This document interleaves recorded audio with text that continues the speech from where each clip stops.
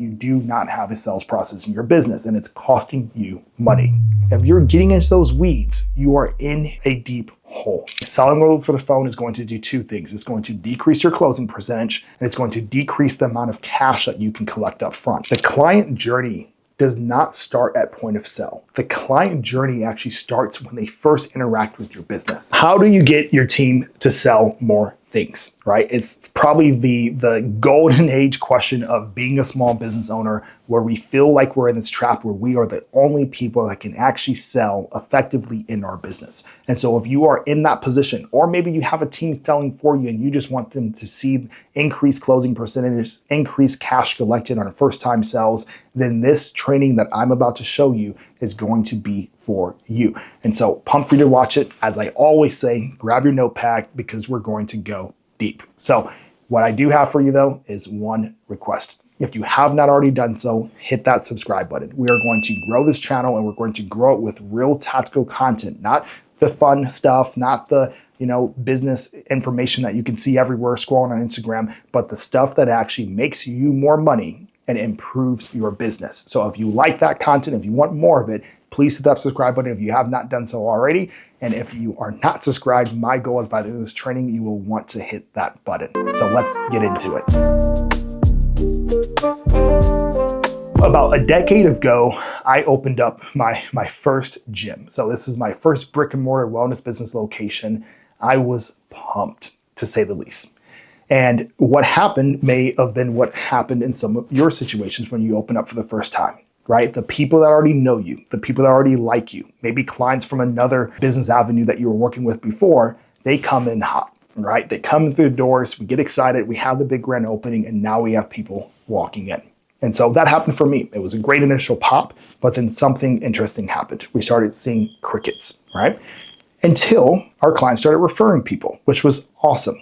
But there was one big problem.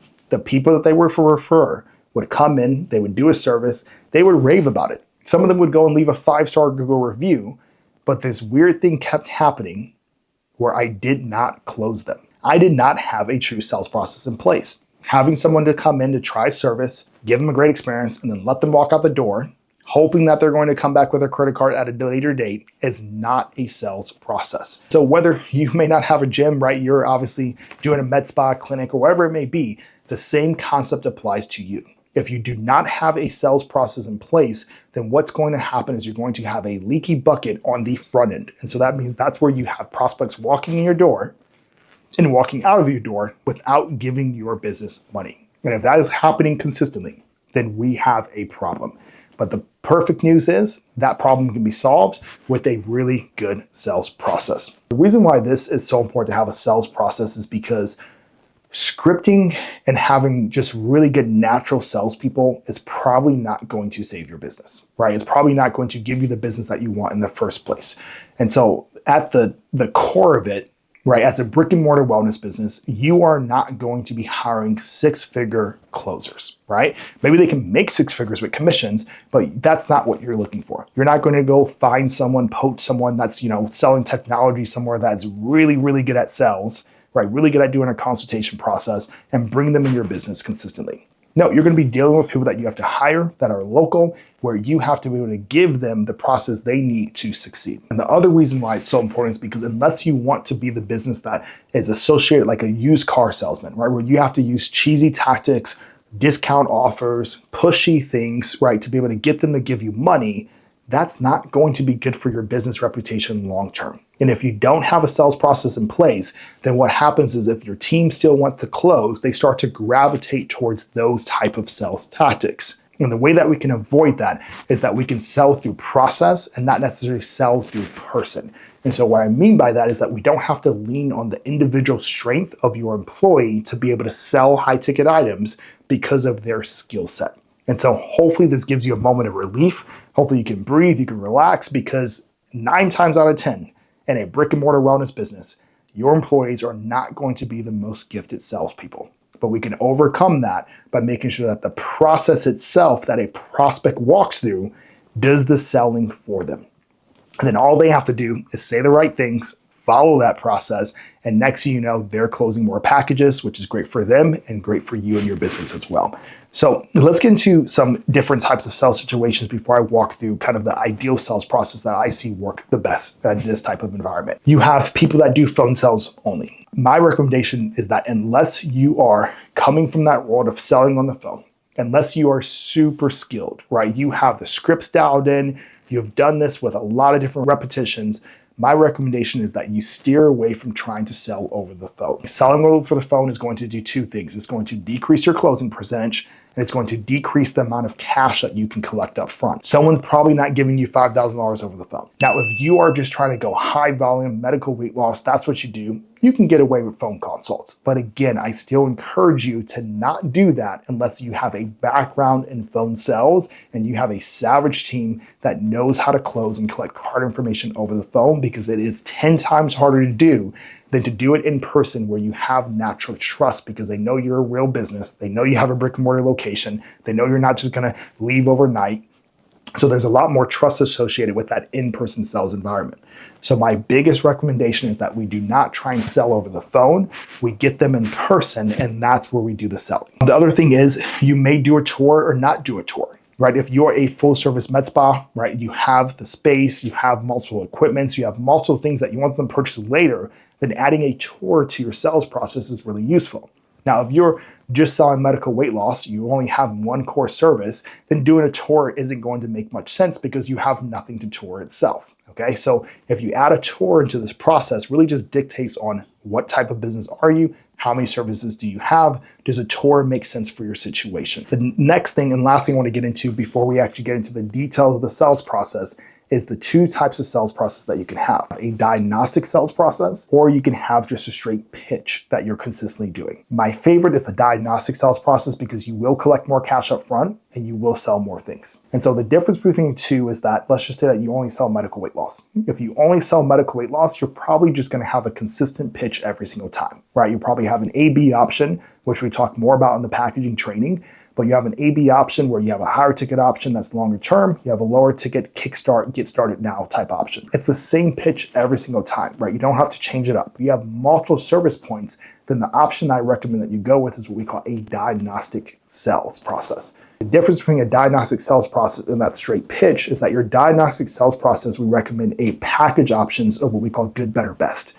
And so this is where you build and you tailor that package towards what their pain points are and what they're looking to accomplish. Now, with that being said, let's get to why you're here on this video in the first place, which is your step-by-step sales process. So there are four main components to a great sales process. It's understanding that the sale starts before they walk in the door. The second part is going to be right when they enter the door. The third process is going to happen in the consult itself, right? When you're actually sitting down, you're going through the consult, right? You're getting ready for your pitch, you're pitching them, you're closing them. Your fourth part of the sales process is the sell after the sell. It's what happens after the consult itself, okay? Whether they were closed or not closed, there's still something that has to happen next. And so right now, if you don't have a document that has what happens in each steps of that phase, what happens before they come in the door, what happens when they enter the door, what happens in the sales consult itself, and then what happens post-consult. If you don't have that document in a playbook and your team completely trained on that, then I'm telling you right now, that means that you do not have a sales process in your business and it's costing you money.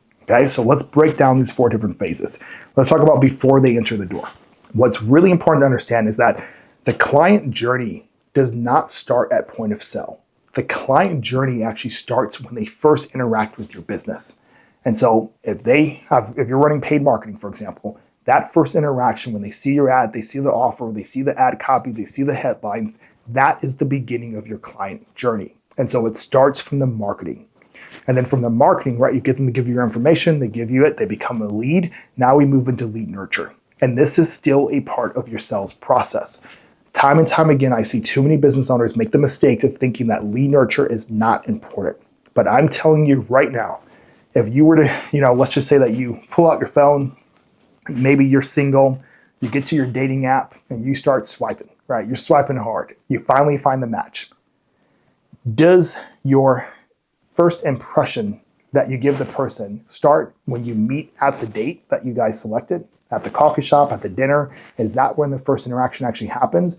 Or does it happen in the messaging before that point even happens? right? It happens in the messaging. And so it's the same thing with your clients. It's not when they walk in the door when the sales happen. It's going to be what happens before they walk in the door, which is going to happen in your nurture process. And so some ways that you can beef up that process to make sure that it can be tailored and specific to your sales process, I'm going to give you a couple tactics. So the first thing that you can do is in your confirmation, make it personalized. So whether you're using an outsourced nurture team, whether you're having someone dial for you and book appointments, whatever you're doing there, my biggest recommendation is that whoever is doing the sales consults, right, or whoever is there in location, the night before or the day before, right, 24 hours before, they send out a personalized video text message. It takes 20 seconds to do, but it will drastically change the experience of that prospect. Just do it, right? Have your team do it. You do it at first. I've sent out hundreds and hundreds and hundreds of these personally in my first business. And I recommend that you do the same because it will make a drastic difference, right? When Susie gets that video message of you welcoming them, like, hey, this is just want to let you know, this is what the location will look like. We're super pumped to see you tomorrow. We are next door to the Starbucks, just in case some people get confused. But no, if you want to bring us coffee, that's more than fine, but we'll see you tomorrow, right? That personalized message is going to create an experience for the client that your competitor down the street is not doing unless they're watching this training. So it's really important that you take the time to make that happen. Now, the next thing that we can do to even go even high level in that nurture process is you can ask them what they want. And so what I mean by that is not asking what they want to buy, but you can ask them, hey, also so we can be prepared for you, do you like your water room temperature or cold?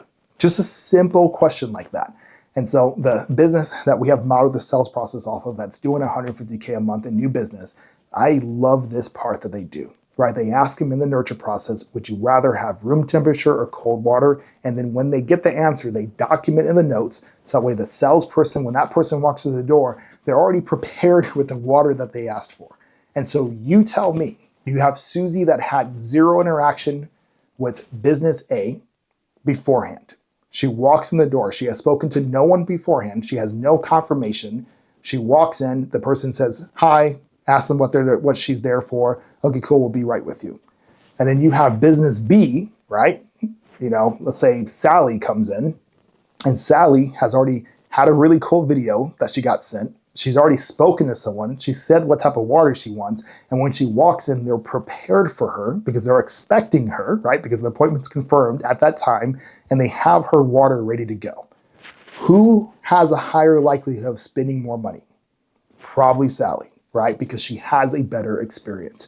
So this process of what happens before they walk in the door is where your sales process starts. And it's only a couple tweaks, right? That will cost you less than 5 minutes of your time to make sure that it can happen. So now let's get into when they enter the door. We have gone around and we've secret shopped businesses, and it blows my mind how many times I've walked into a business and I've had to wait 2 to 3 minutes before someone actually acknowledges me. Maybe they're busy in the back room. Maybe they're on the phone with someone. Whatever it may be, that 2 to 3 minutes is going to cost you business because you have to understand where your prospects are coming from, especially in the wellness business, right? If you are selling weight loss, if you're selling body change, toning, transformation, if you are doing those things, you have to realize that the person walking through your door is probably someone who has been struggling, probably someone who is not already on their journey, right? Or else they're probably not walking in your door. There's someone that's going to be a little bit self-conscious. They're about to make a decision. There's so many things going on in their head and they are nervous. And that is okay because what your job is to do is make sure that they feel safe, make sure they feel comfortable, and make sure that they trust you. And so the first thing is how do you greet them? How does your staff greet them? When they walk in the door, are they greeted with high energy? Are they greeted with a hello, a smile, right? That's it. Just the simple basics. But you'll be surprised that if you were to set up a camera or secret shop your business or have someone come walk in, how many times that simple greeting gets missed. Greet people when they walk in the door, and not just your prospects, your clients as well. When they come in, you have your greeting. Now, the second thing is the give. And so what I recommend is that you always have something to give someone. You can get the small little water bottles, you can get the cucumber flavored water, whatever you want, but always have something to be able to give someone when they walk in, they sit down, right? And it's just something, it's just small, right? Don't ask them if they want it, come and give it to them. Okay, if you do the nurture process where you ask them what type of water they want, cold or room temperature, whatever it may be, makes your life a lot easier and impresses them even more. And then now we get into some of the tactical things that matter. Pre-sale questionnaires can drastically improve your closing percentage. And so a pre-sale questionnaire is going to be not an intake form that you would normally do for a medical service, right? It's not your normal intake form. Your pre-sale questionnaire is going to be filled with questions that are geared around changing behavior. They're geared around understanding what are your pain points, right? You're not going to ask them specifically what your pain points are. You're going to ask them, why are you here? What have you tried in the past? Why didn't it work? Are they serious? Are they committed to change? Are they committed to taking action? And you're going to get a lot of those questions answered that will allow you to understand their thought process, how serious they are before you start the consult. But also when people write down their goals and they write down that they're committed to change, they're more likely to stay with that even when they get pitched a price. Okay, so the pre-sale questionnaire can be a drastic game changer in your business. If you are in our community, if you are in this training, the learning portal, then you will see the button where you can go ahead and download that, and you can take our pre-sale questionnaire and make it specific to your business. Okay. Now, the next thing that has to happen before the consult is you have undeniable social proof. This is a game changer. You need the person to be able to see something or multiple things that show them that you guys get results, that show them that you take care of your clients, that show them that you can be trusted. And so this is what's going to make your job closing even easier if you can make sure that they are seeing a lot of social proof before you ever get to your pitch. And so one of my favorite ways to do this, we call it the social proof binder. And so what this looks like from a tackle perspective is that after they've came in, you give them their water, they fill out their pre-sale questionnaire form, they're ready to hand it back to you, you just swap them. You're like, perfect, I'll trade you this for this, okay? And so what you do is you take the pre-sale questionnaire form, you hand them the binder that's full of social proof, and then they go sit down and look through that while you take that pre-sale questionnaire form to the person doing the consult, or if you're the person doing the consult, you take that pre-sale questionnaire form and you go and review it. Right? Always review the pre-sale questionnaire form before doing the consult, right? Or else you're just telling them that they just filled it out for no reason. The binder swap is really cool. Now, what do you put in the binder? If you have 30 5-star Google reviews, right? That's average. You know, someone goes to your webpage, they see 30 5-star Google reviews. It's cool. It's not that impactful. But if you take every single one of those Google reviews and you print them out, you laminate them, and you put them in a binder, that is overwhelming social proof, right? That's 30 pages they have to flip through of people saying why you are so great. And so on your Google page, it doesn't make that big of an impact. In a binder printed out, it makes a huge impact. So that's one thing you can have in your binder, right? Is you can have just what people have said about you online, print them out, take it from Yelp, take it from Google, take it from Facebook, and next thing you know, you have 60 pages of social proof in a binder. The other things that we can put in there are going to be before and after pictures, right? Transformation photos. You can have, I used to actually put people's stories. I would put a picture of them, their kid, their family, whatever it may be, and then I would have a little writing there of like how that person's life changed. And so these are all things that you can pack into a social proof binder. They're obviously not going to look through it all, but they start flipping through, right? They see Google review, they see before and after picture, they see someone's story, right? They see another Google review, and they just see all these things in a row. What are they now thinking before they even enter into the consult itself? They're thinking that you get results, people work with you, and people pay you. That's what you want them to feel. A lot of times what people do is they just put a slideshow on the TV in the lobby. People ignore that. So you can have the slideshow going on. That is fine, right? Showcase your services, have before and after pictures on there. That is more than fine. But I highly recommend that you still take the approach of using something like a social proof binder. Now, lastly, what we recommend that you do is you do a body analysis before the consult starts. Not during the consult session, not after the consult, after they've signed up. You do it before the consult truly starts.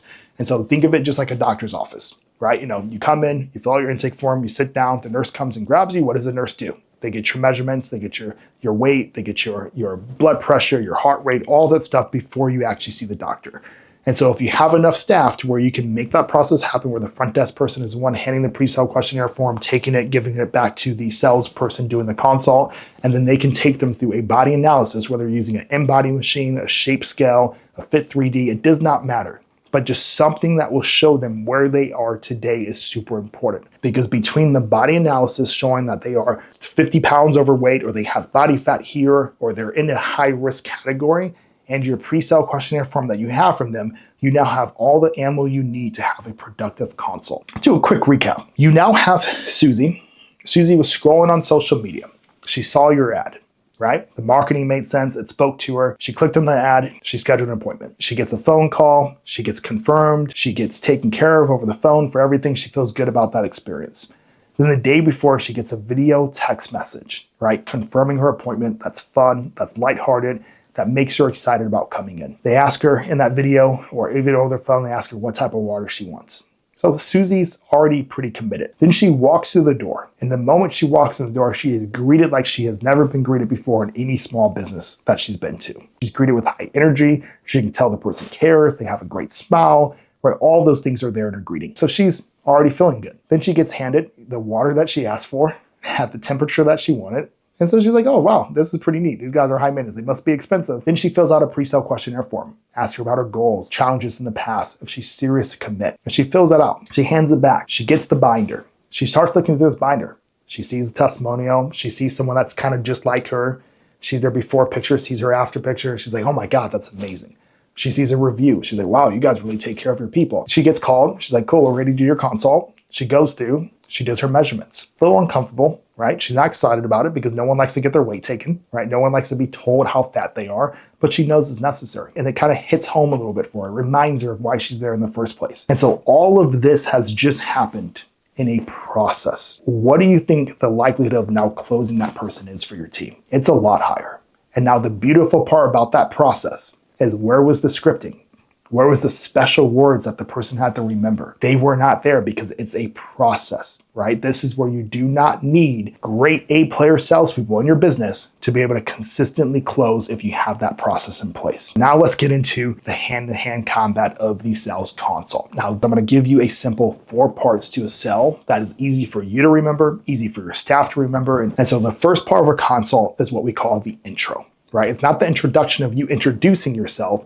It's the intro of you setting the stage for what's going to happen in the consult over the next 15, 20, 30 minutes, however long you have booked for it. It's really important that all your team has to remember is their checklist of what they want to happen in a good intro. Number 1, we go ahead and we put the focus on why they are here. We go ahead and we kind of scope it out like this. Let me kind of just rip it for you. Awesome, Susie. So I'm super pumped that you're here. I kind of see from your form, right? We're looking to lose weight. Oh, you have a wedding coming up. I love that. So love that that's why you're here. We've actually worked with a lot of people like that and we've helped them with that success. So we can definitely dive into that. That's the first checklist. Reaffirming why they're here.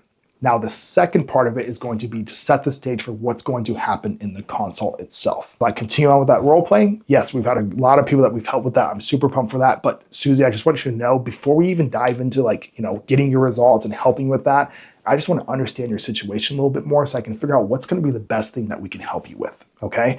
Is that cool with you? And so what we've done here, if we've now got him setting the stage for the consult itself to really be able to open them up. Because what you don't want to happen is you don't want someone to just be sitting there really closed off, not answering your questions, and really just waiting for you to tell them what the dang price is. And so the easiest way to combat that is to have a great introduction, reaffirm why they're here. And number 2, you go ahead and let them know what's going to happen, that you have to ask them questions to figure out what's going to be best for them. I know this sounds so simple, but it drastically changes their reaction to those questions that you give. Here's a good way you can test this. Go to any random person or your spouse and just start asking them a bunch of questions in a row. It doesn't come off well. It comes off as them being interrogated. They get very closed off. They're like, why the hell are you asking me this, right? Like, that's what happens. But if you go to them firsthand and you give them the reason, you explain why you're about to ask the questions, they're a lot more open to it. And so you want the same thing to happen in your sales process. Then we get to the third part of the intro, the third checklist item. And this is getting permission to close. It's just a simple statement. We're going to continue on with this role play. Yeah, so just want to ask you some questions, really understand your situation so we know what's going to be the best fit for you. Is that okay? Okay, perfect. Awesome. And then what we can do is we figure out what's going to really be able to help you out with this goal, that I can definitely share more information on that if that's okay with you. And so what I just did there is I got permission to pitch. It seems like it's a lot, but it's not a lot. You put those 3 things together, right, of a clear intro, reaffirming why they're here, right, setting the stage for what the consult's going to look like, and then number 3, getting permission of, hey, if we find something that's a great fit, I'm gonna walk you through it. Is that cool with you? Getting permission to pitch. That will take you about 60 seconds, but it will drastically change the rest of the conversation. So now we move into part 2 of the sell, right? So we have the intro, Now we have part two, which is going to be the meatiest part of this sell. The longest part of your sales consult is going to be your discovery. And so your discovery, this is where you're diving deep into pain, and you're diving deep into desire. Those are the two places that you want to be at. And so the way that we can think about this is selling the vacation, right, versus selling the plane flight. And so think of it like you have your person on a spectrum. You have point A, which is right here where they're at. You have point B, which is the vacation that they want to get to. We need to understand, cool, this is where you're at. This is the pain of today. This is the desire of tomorrow. And what your goal in that consult when you get to your pitch to do is to walk them through how your service is the bridge between point A and point B. That's it. But you cannot give someone a bridge if you have not clearly identified the pain and the desire. Because where's that bridge going? Where is it connecting? How far, how big of a bridge do you need, right? Those things matter in the sales consult itself. So your job in discovery is to get the pain. How do you get the pain? You ask great questions, okay? And so you'll see in your playbook here, if you are a member of our growth partner community, you will see your playbook where we dive into that. We break it down. We give you all of the questions that you can ask that we know work. But in a nutshell, what you're looking to do is you're trying to understand where they're at today. What things have they tried in the past? Why did it not work? What do they like about it? What do they not like about it? Right? How long has this been a journey for them? What's the length of it, right? You can see how we're really digging into that pain there. And then from the desire point, right? They can have their perfect transformation. What does that look like? What does the ideal program look like for them? Where are they trying to go? Why are they trying to get there? What's their timeline, right? All those different things there are where we get to the desire piece. And so this is what we're looking to get in our discovery. This is what's going to allow us to hit hard and be able to get someone to make a decision to change their life for the better. So we have the intro, we have discovery, and now we move into the third part. It's going to be your pitch. Your pitch is not the sell. Your pitch is just where you're now creating the bridge, right? You're now taking that package option that you have and you're highlighting the benefits of it that are going to get them to the vacation that they want. The easiest way to have a pitch is to realize that it should be under 5 minutes. If your pitch is over 5 minutes, you are doing what we call getting into the weeds. And so if you're getting into the weeds and you're talking about the details of the frequency of the red light, you're talking how the sculpting machine works, the difference between this sculpting brand and this brand, if you're getting into those weeds, you are in a deep hole. Right? You are creating confusion. You're talking about things that the person does not care about, right? They care about the vacation. They don't care about how the actual results happen, right? They just want the results. And so that's why I would recommend that you always keep your pitches short. And the easiest way to dial in a pitch, no matter what your offer is to think about like this. What is the core result that what you sell gives them? And it should be hopefully tied to the desire that they mentioned in the discovery process, right? We pull from the discovery into the actual pitch itself. So if their goal is to lose 50 pounds, then we're talking about how X, Y, and Z will help them lose 50 pounds. We're talking about the result of what we're selling. Now, obviously, let's be ethical and make sure that it actually carries over and the result you say that you can get them with what you're selling is actually the result that you can get them. And then what you want are 2 to 3 bullet points of how you can get that result. So for example, give an example back in the gym space. The easiest way to do this is like, cool, we can help you lose the weight. Right? The way that we do that is fitness, nutrition, accountability, right? Fitness, you come here, work out. We're not going to kill you. We'll make your life easy. Can you follow instruction? Can you come and show up to 3 workouts a week? You can? Perfect. Awesome. Love it. Nutrition, we're going to make it very simple for you. Give you a nutrition plan to follow. Not going to feel like you're eating grass all day, right? If we can help you out with that, are you willing to start to make some habit changes? Yep. Perfect. Awesome. And then accountability. Are you okay if we hold you accountable to your results? Yep. Okay, perfect. So that's how the program works. What questions do you have for me? Right? So it makes it so much easier. We can talk to the core result and have 2 to 3 bullet points of how that thing gets them the result. That's your pitch. It's as simple as that, right? 5 minutes or less, core result, 3 bullet points on how you get them to the result. And then now we move into the close. Okay. And so you'll see another training video that we've done. If you're watching this and you're not a client of ours, you'll see this on YouTube as well, which is how do you overcome objections. That's where we go a lot deeper into the close. But the close itself, some basic points I want you to know is that when you get to the close, you are already there and you cannot go back. And so what I mean by this is we have this saying where we don't pitch until we know we can close. And so if you've been doing your intro, you did your discovery, and in your discovery, you don't really feel like you have someone that's ready to commit yet, then you're not at the point where it makes sense to pitch them. Now, if you're on crunch time, then you're on crunch time. It just is what it is. But you want to make sure that when you get to your pitch, you are pitching someone that you know what you are pitching is what they want. Because when you get to the close, the only thing you can do with the close is to clearly drop the price and then shut up. So actually the close It's probably the shortest part of this process. But when you have to overcome objections, things like that, that's where it gets longer. But your close is not dropping the price and then trying to explain benefits even more. It's not dropping the price and trying to explain why you are so great. It's not dropping the price and explaining why it's worth it. You have the opportunity for that in your discovery and your pitch. When we get to the close, we drop the price, we make it clear, which is why you want to have simple package options, and then that's it. And then we wait for either buying questions, right, that they may have, or objections that you now have to handle. So those are your 4 parts to your actual tactical sales consult: your intro, your discovery, your pitch, and your close. Now let's get to the last component of this video. I hope you have had some caffeine and you're hanging in here with me because I know we're going deep. Last component is going to be what happens after the consult itself. Either someone bought or they did not buy. There really is no middle ground. As someone said, maybe I'll think about it, that's going to go in the did not bought category. We have 2 avenues that we can go.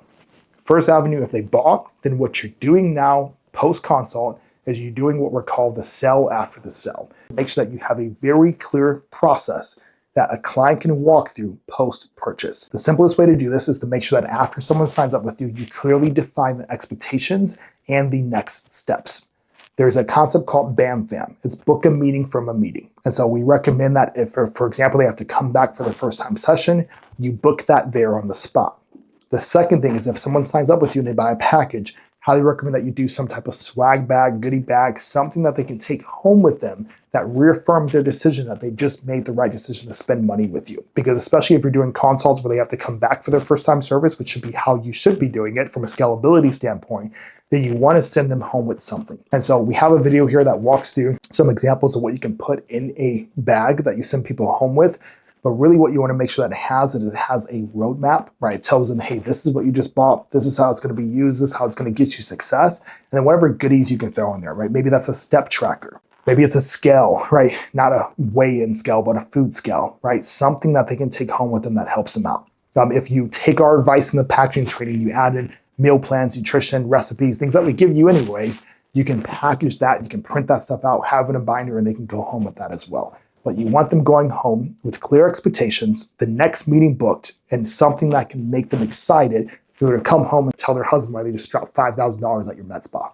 That's going to make your life easier. It's going to decrease people coming back and having cold feet, and it's going to make it a lot easier to resell to them next time that they're coming through your doors. So that's the first path someone said yes. That's the path hopefully we're taking majority of the time. But then we have the path of what happens when someone says no. It does not end here. This is not where the sell ends. If this is where the sell ends for you, I promise you are losing out on business, because if you have a great follow-up process, you will close more deals. This process, the BAM-FAM concept, stays the same, right? If you could not close someone and you tried to overcome the objections, and for some reason that, hey, they're qualified, but they just could not close today, always book the next meeting. Even if it's a phone call where you're calling to be able to check in and get them on the package that you're trying to sell them. But always book that next meeting, especially for someone who did not buy. It gives you a reason to reach out. Because if you don't book the meeting, then now you're that typical cheesy salesperson where you're calling, hey, I'm just following up, John. Right? I'm just following up, Susie, just checking in to see if you're ready to get started. Right? It doesn't really promote them to want to pick up the phone and talk to you. But if you're calling because you're confirming the next meeting, right? If there's a next meeting on the docket, you have a reason for why you're reaching out and a much higher likelihood that you're going to get back in contact with them to be able to go for the close again. So make sure that you add in a follow-up process to your sales consult. With that being said, there is your sales process. Take the resources we give you, take action, put it in place, and watch your business grow. All right, that is a wrap. I hope you enjoyed the training as always, and I'm gonna keep bugging you. If I did not earn your subscribe button in the beginning, I hope that after you watch that full training, we can earn it. So please, if you are not subscribed to the channel, help us grow it. That is what's gonna motivate me to keep doing this, knowing that you are watching it, and I will keep putting out content for you.